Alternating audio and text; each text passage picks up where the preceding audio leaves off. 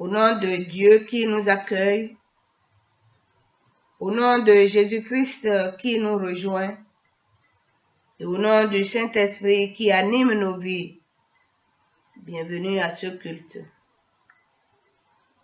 En ce jour 8 novembre, dimanche retenu pour faire mémoire de nos frères et sœurs morts et accompagnés par nos temples, nous voulons réentendre l'espérance et la consolation que Dieu veut nous donner dans nos temps d'épreuve. Durant ce culte que nous avons enregistré, nous nous souviendrons avec reconnaissance aussi de celles et ceux qui nous ont quittés vers la demeure du Père. Nous les avons remis à la grâce de Dieu. Mais bien des émotions demeurent vivaces. Alors ce matin, nous redirons leur nom pour leur faire place au milieu de nous. Bon culte à chacun et tous. Reposons notre confiance en celui qui a promis d'essuyer toutes larmes de nos yeux avec le psaume 39. Éternel, dis-moi quel est le terme de ma vie, quelle est la mesure de mes jours, que je sache combien je suis fragile. La largeur d'une main, voilà le temps de ma vie devant toi, et elle ne dure presque pas. Oui, tout homme debout n'est qu'un souffle.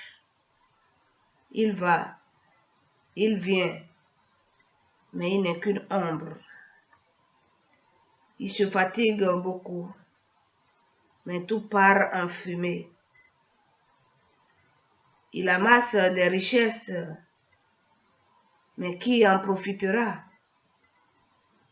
Il n'en sait rien.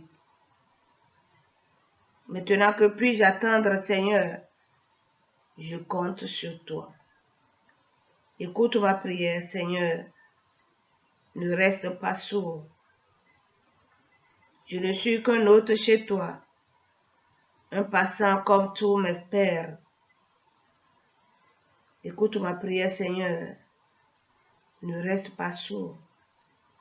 Alors, je pourrai sourire avant de m'en aller et de disparaître. Amen. Bien-aimés, ces jours-ci, le vent, le froid, la pluie ont eu raison des dernières feuilles qui étaient sur les arbres. La nature est ainsi faite, parce qu'il y a un temps pour naître, un temps pour mourir, puis à nouveau un temps pour revenir à la vie. En ce mois de novembre, plus qu'à d'autres moments dans l'année, la nature nous rappelle notre condition humaine. Mais quand un être cher nous quitte pour cet ailleurs inconnu que nous nommons la mort,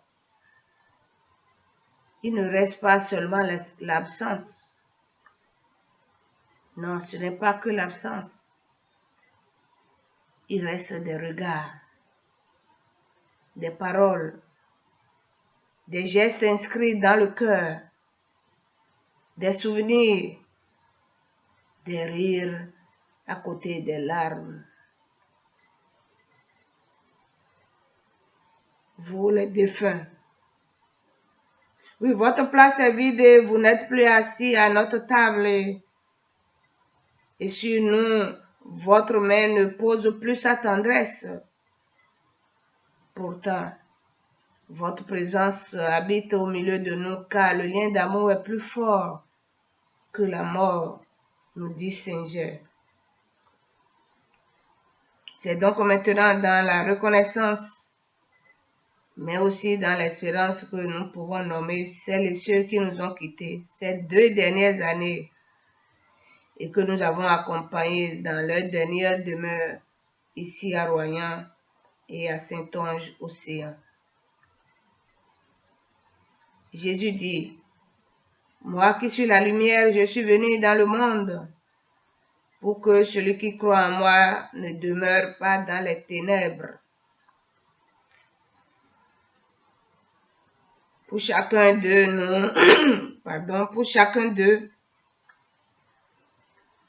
nous allons allumer une bougie, car la lumière de Dieu brille pour tous.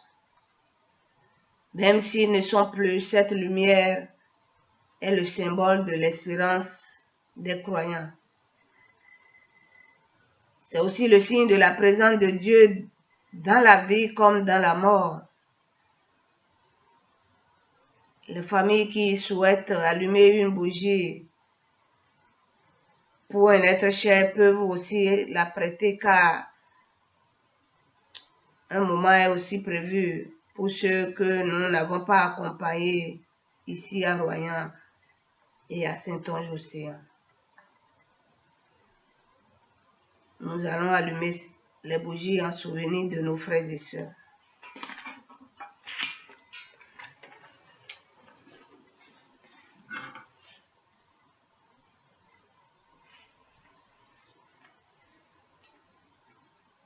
En 2019, nous avons accompagné Bion Marie-France.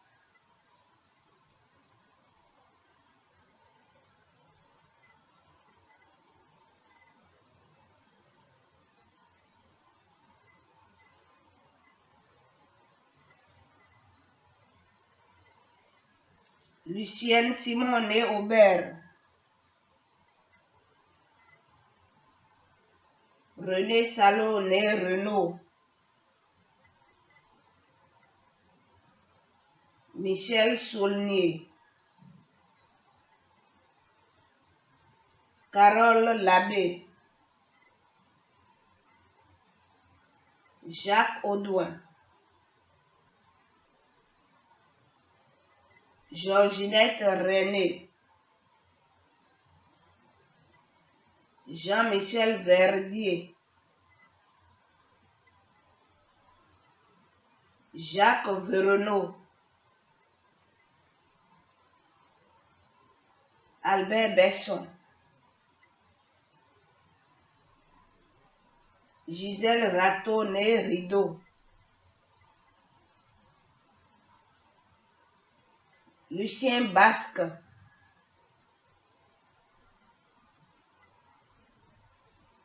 Claude Feiste.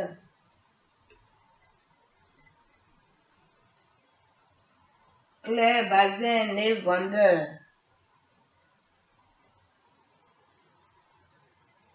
Cataline Bellinos Zas.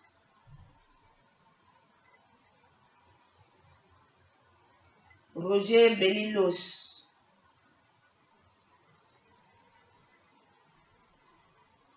Yarka Novasek.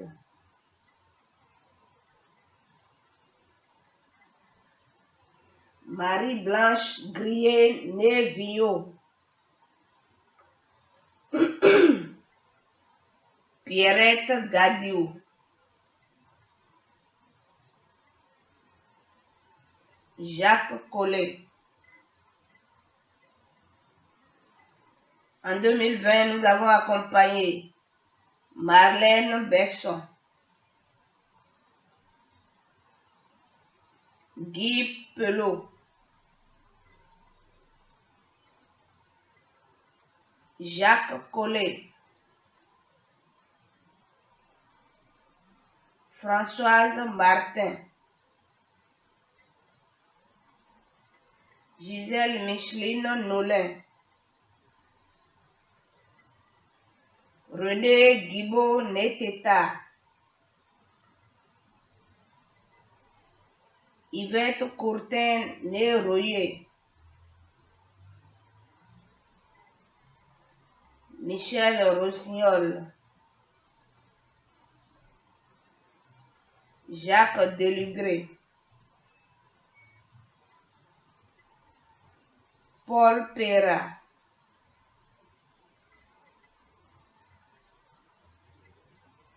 Claude Boismorand Caraz,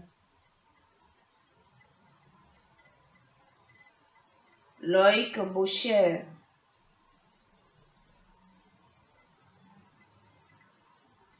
Francis Fernand Maurice, Jacques Anglard, Jean-Pierre Le Rousseau,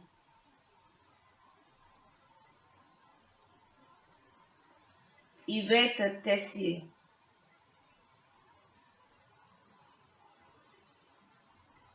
Roger Ainadel, Marivonne Bremont,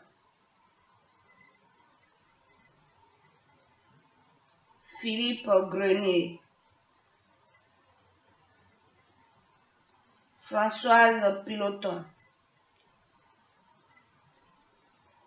José Dos Santos, André Favre, Saulo Favo,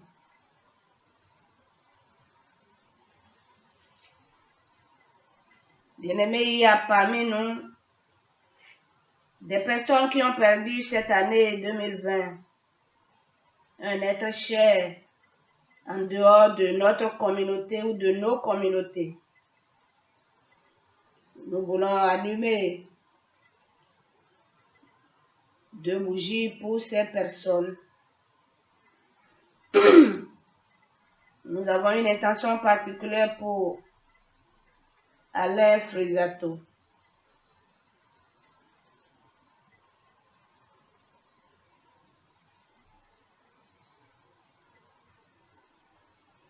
Nous avons allumé ces 2 bougies en souvenir de ces personnes qui nous ont précédés auprès de Dieu. Il y a aussi au milieu de nous toutes celles et tous ceux qui pleurent des êtres chers disparus depuis plus longtemps, mais qui sont toujours présents dans leur cœur, dans nos cœurs. Pour eux tous, nous allumons aussi ces 2 bougies.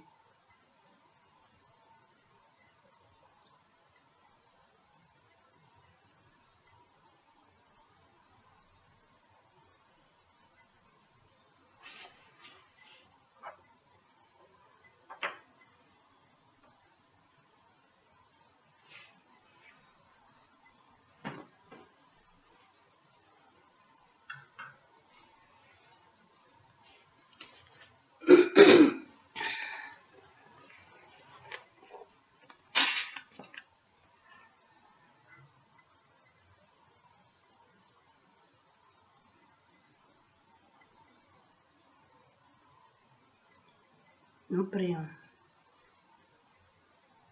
Seigneur Dieu, nous voici rassemblés en esprit pour te prier. Merci pour les vivants qui ont traversé la terre depuis l'aube des temps.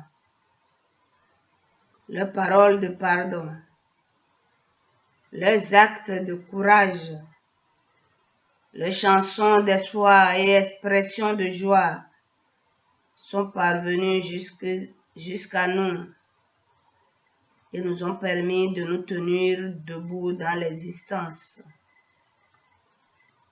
Merci pour ces vivants qui ont accompagné notre existence. Merci pour leur amour, leur présence et leur regard. Ils nous ont fait naître à la vie chaque jour. Merci de les accueillir dans ta lumière de paix. Merci de nous attendre après notre voyage et de nous accueillir avec eux auprès de toi. Leurs places parmi nous sont vides. Dans notre cœur, il y a une blessure et parfois dans nos yeux une larme. Mais aujourd'hui, nous nous souvenons aussi des paroles de ton Fils Jésus-Christ qui nous dit, je suis la résurrection et la vie. Nous voulons réveiller,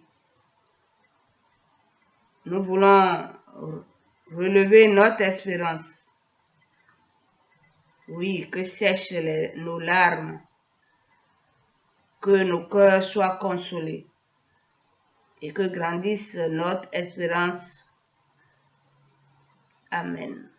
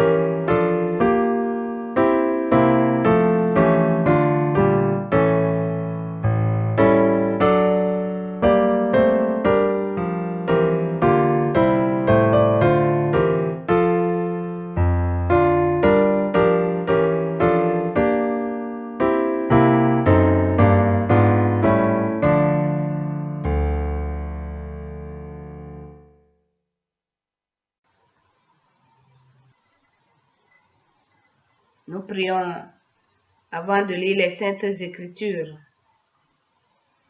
Seigneur, aujourd'hui tu nous rappelles que notre vie a une fin. En ce jour, nous pensons à tous ceux qui nous ont quittés. Nous nous tournons vers toi. Tu as les paroles de la vie, même là où nous ne voyons que mort. Nous t'en prions. Que ton esprit en nous soit force et encouragement pour l'ordinaire de notre quotidien, pour les jours de détresse comme dans les grandes joies. Amen.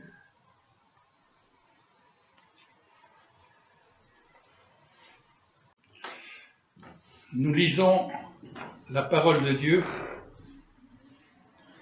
dans l'Évangile selon saint Matthieu, au chapitre 25, les versets 1 à 13.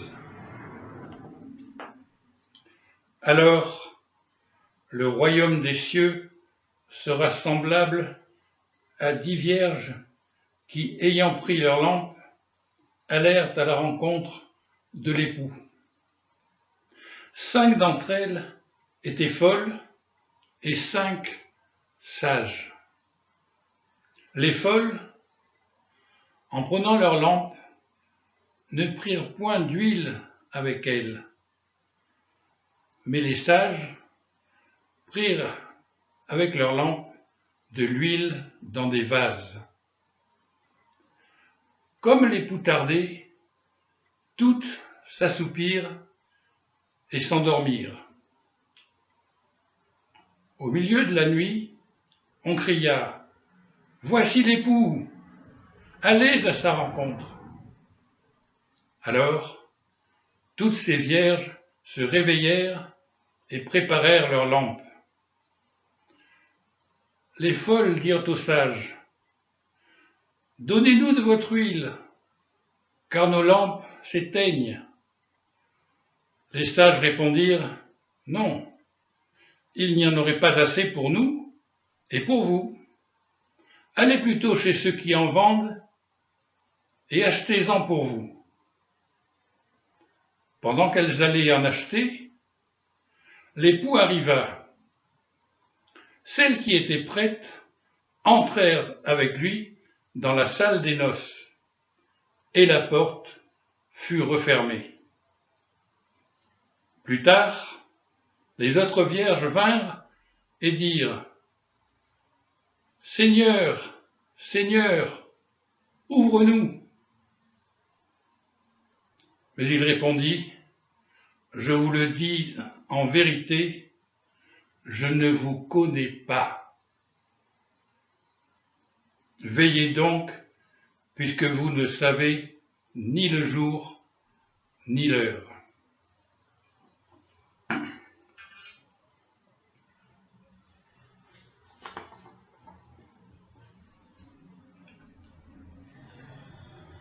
Frères et sœurs, en cette période de confinement, permettez-moi ce bref préambule pour vous dire mon désarroi face à une salle vide, privée de vos regards attentifs, bridée dans ma gestuelle et mon élocution. Ceci dit, passons au sujet de ce jour, qui est bien connu de chacun sous le nom de parabole des 10 vierges. Nous voici donc tous invités à la noce. À l'époque de Jésus, un mariage était l'occasion de tout un cérémonial. Après une série de flirts plus ou moins longs, permettant aux jeunes de s'apprécier, venaient des fiançailles très officielles, puis enfin le moment solennel du mariage, dont l'instant le plus important était l'entrée de l'épouse accompagnée de ses jeunes amis, vêtus de blanc, dans la maison du mari. Les arrangements, d'ordre pécuniaire, étant réglés entre les deux familles, un grand banquet était organisé, avec des invités auxquels on fournissait des habits de noces dès leur arrivée. Rien de très particulièrement religieux dans tout cela. Jésus est à Jérusalem lorsqu'il prononce cette parabole. Nous sommes à quelque temps de sa passion et il poursuit son enseignement par une succession de paraboles qui toutes, s'éclairant l'une l'autre, rendent témoignage de son ministère prophétique. Cette fois, nous sommes en période d'attente. Christ est parti, mais il reviendra. Le seul problème est que l'on ne sait pas quand.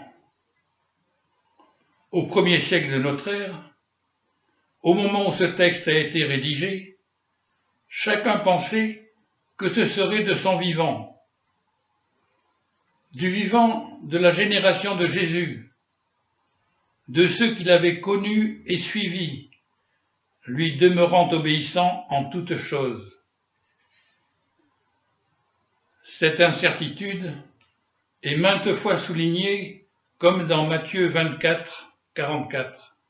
C'est pourquoi, vous aussi, tenez-vous prêts, car le Fils de l'homme viendra à l'heure où vous n'y penserez pas. Nos 10 jeunes filles, comme c'est l'usage, se réunissent pour aller chercher l'époux et le conduire en joyeux cortège, quérir la fiancée et la conduire à sa nouvelle demeure. Ce sont des filles ordinaires, vivant selon les coutumes de leur village, et rien ne semble les distinguer, si ce n'est leur degré de préparation. Toutes ont préparé leur lampe à huile, car ce genre de cérémonie se déroule en soirée.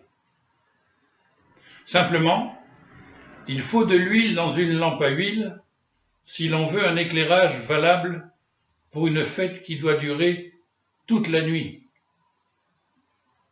Comme il faut du carburant dans un moteur à essence si l'on ne veut pas rester en rade au coin de la rue. Il faut être bien étourdi pour oublier cette évidence. Notre évangéliste, qui s'adresse en particulier aux Juifs de son époque, utilise le terme de folle pour désigner nos étourdis. La sagesse et la folie étant des notions souvent utilisées dans les livres de l'Ancien Testament. Voici, la crainte du Seigneur, c'est la sagesse. Job 28, 28. Le promis se faisant attendre, tout le monde s'endort. Lorsque tout à coup retentit un cri dans la nuit tombée. Voici l'époux, allez au-devant de lui.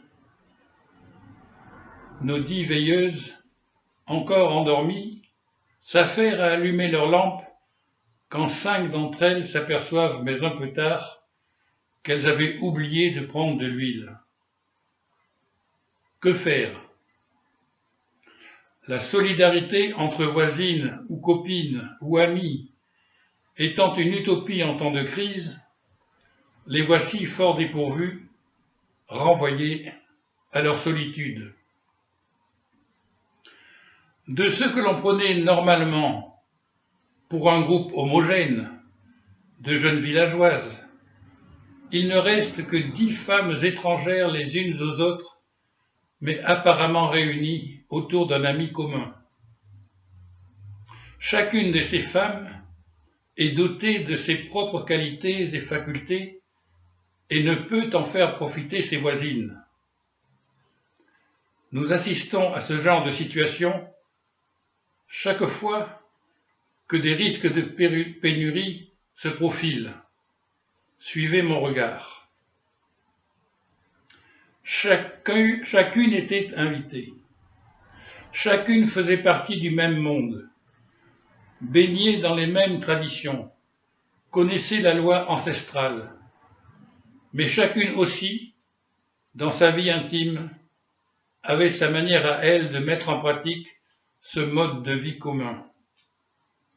Or, toute la loi et les prophètes nous disent qu'en attendant la fin des temps, il nous faut être soumis à la loi de l'Éternel. C'était le cas au Jardin d'Éden, lorsque Dieu interdit à l'homme de manger du fruit de l'arbre et qu'il le chassa quand il désobéit. Et les portes du jardin furent fermées. Les 10 femmes sont munies de leurs lampes, un plus petit dénominateur commun. 5 d'entre elles n'ont pas le carburant indispensable. Toutes sont douées des mêmes capacités et ont reçu la même éducation. Toutes connaissent la loi, mais toutes ne l'observent pas ou la détournent, comme les pharisiens de Marc chapitre 7, qui préfèrent donner une offrande au temple plutôt que de réserver la même somme à l'entretien de leurs vieux parents, selon qu'il est écrit dans la loi de l'Éternel, « Honore ton père et ta mère ». Toutes étaient invitées, aucune n'a veillé, toutes étaient endormies au moment fatidique. Cependant, 5 d'entre elles, dans la pratique de leur vie quotidienne, étaient en conformité avec l'ordre du Seigneur. Elles étaient prêtes à le recevoir lorsqu'il se présenterait, quel que soit le jour, quelle que soit l'heure. Dans cette affaire, il n'y a pas de calcul à faire, d'événements à anticiper.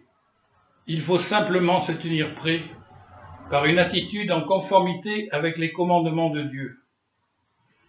Notre salut ne viendra pas d'une accumulation organisée de bonnes œuvres, soigneusement additionnées, ce qui nous renverrait au salut par les œuvres. Il nous sera donné selon la bonne volonté de l'Éternel qui nous aura choisis, observant que nous lui avons tout simplement obéi, ne pouvant faire autre chose, étant ses créatures. C'est le salut par la grâce. Nous ne sommes plus au 1er siècle, mais au 21e. Les mœurs n'ont guère changé. Sommes-nous prêts à recevoir l'étranger fuyant la guerre? Sommes-nous prêts à aider les victimes de la crise actuelle? Sommes-nous prêts à observer les consignes du confinement?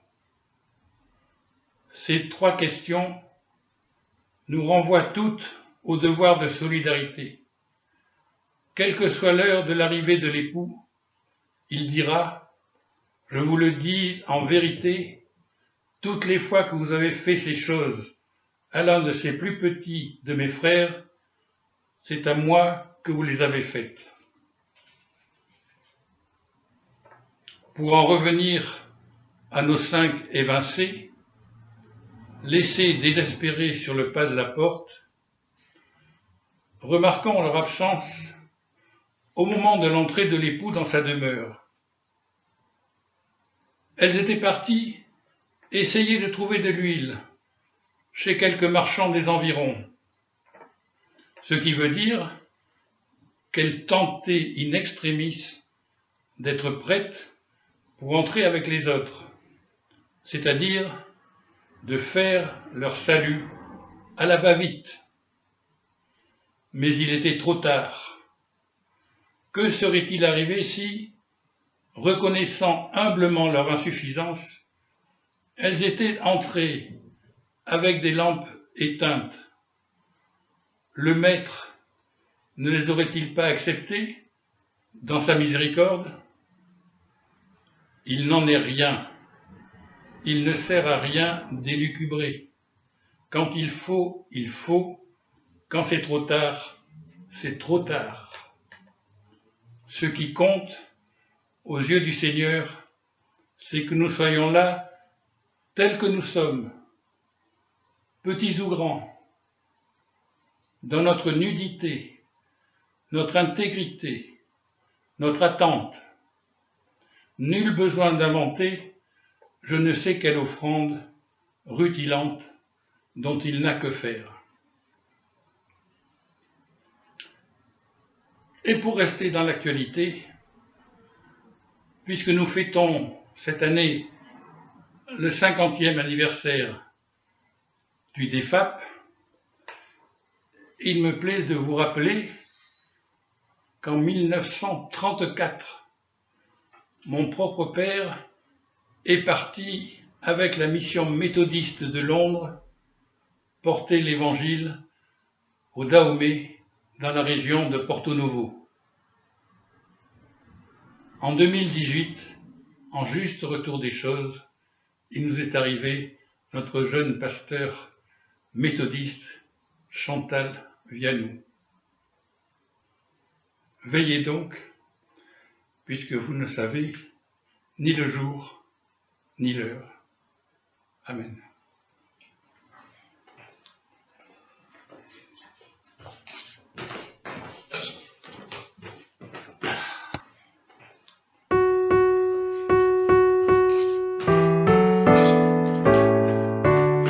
Délivre-nous du mal, car c'est à toi qu'appartient.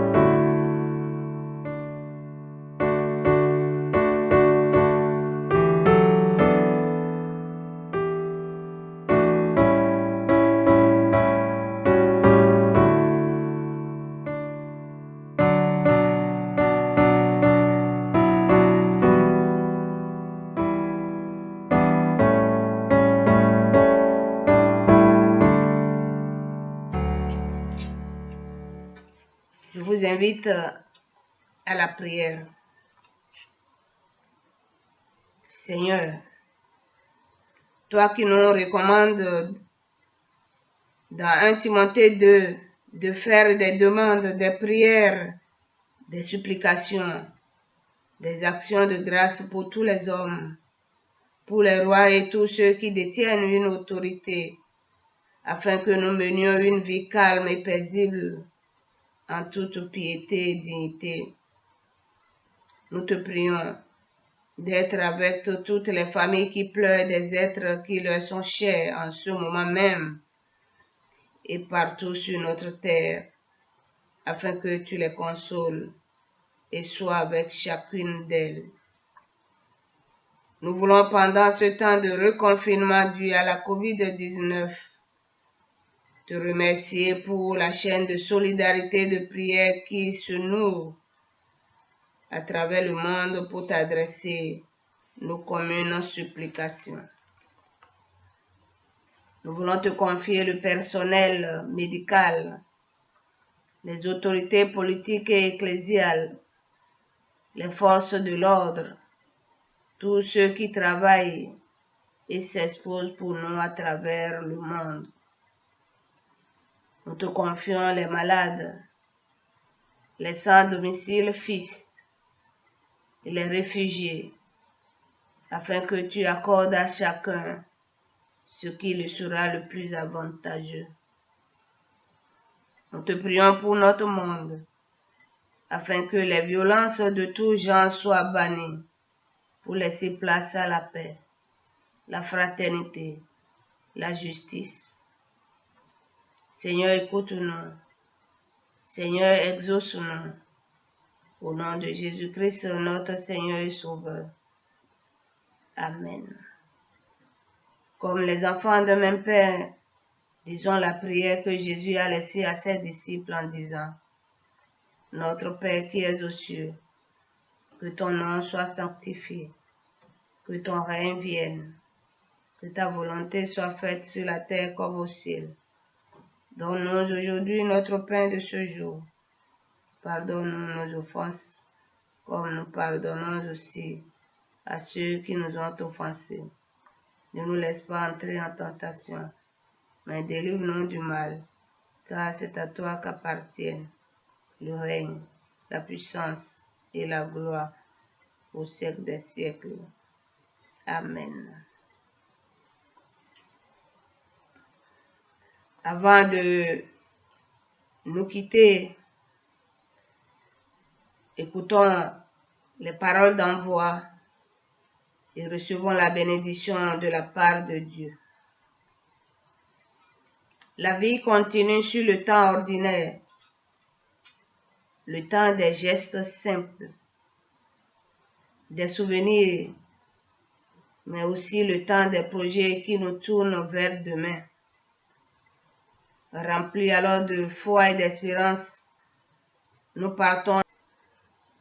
Que le Dieu de tendresse qui a relevé Jésus d'entre les morts fasse lever sur vous ce qui est mort et vous conduise à la vie éternelle. Amen.